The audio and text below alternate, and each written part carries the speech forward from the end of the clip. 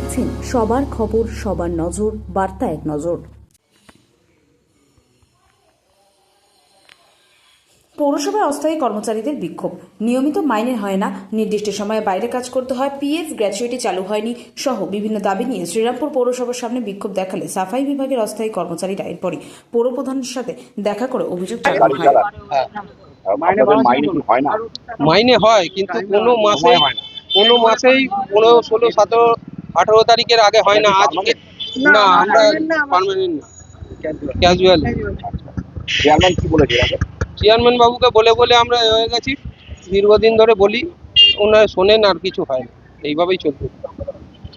আজকে এখনো পর্যন্ত, আজকে 21 তারিখ হয়ে গেছে, আমাদের এখনো পর্যন্ত মাইনে হয়নি। এই মাইনে কত? আমাদের 9,000 টাকা মাইনে।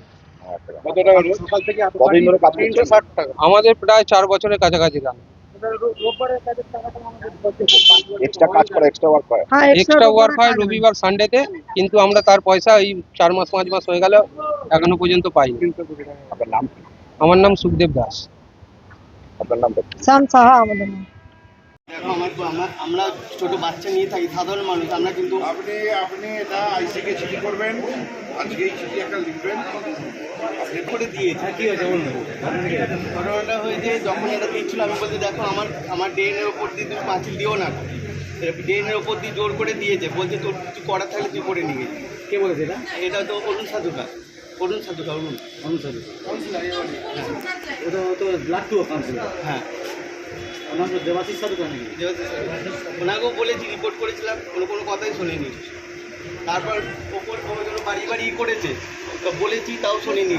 আমার বাচ্চা তোলায় ছিল, ইট খানিক পড়ছে, আড্ডা ইট পড়েছে, এই পাশে দাঁড়িয়ে হচ্ছে, এরকম পড়েছে। বাড়িতে সবসময় ডিস্টার্ব হতেই থাকছে, নোংরা করে, এই দেখো না রং করছে, আমার বাড়িতে সব পড়ছে। আপনার কোনো সুরা হয়নি? আমার কাছে পাত্তাই দেয়নি। কি করেছে বাড়িতে? এটা হচ্ছে ওই তোমার প্রমোটারকে দিয়ে করিয়েছে, দেবজ্যোতি কি জানো, ওর নাম জানি না গো। আর এটা হচ্ছে তোমার হচ্ছে দেবাশিস সাধুকা। দেবাশিস হচ্ছে কাউন্সিলারকে বলেছিলাম। আর তোমার বিল্ডিংটা কার এটা? বিল্ডিংটা হচ্ছে তোমার হচ্ছে অরুণ সাধুকা, মানে প্রমোটারকে দিয়েছে, দেবজ্যোতি নাকি ওর নাম। আপনার নাম কি? আমার নাম হচ্ছে কমল সাধুকা। আপনাদের আত্মীয় জমি ছিল নাকি? না, আমাদের কোনো আত্মীয়। এখানে কিছু কাউন্সিলর, তাদের ভাই ভাইপো ভাগনা, তাদেরকে এখানে ঢুকিয়েছে অবৈধভাবে। কোনোরকমভাবে রিক্রুটমেন্ট বোর্ড থেকে এদেরকে রিক্রুটমেন্ট করা হয়নি। তারপরেও অনেকগুলো কর্মী মাইনে তো আমার অন্যান্য পৌরসভার চেয়ে শ্রীরামপুর পৌরসভা মাইনেটা একটু বেশি ক্যাজুয়ালদের। অতএব এই মুহূর্তে ফিনান্সিয়াল লাইবিলিটি আমার পক্ষে তো সম্ভব হবে না।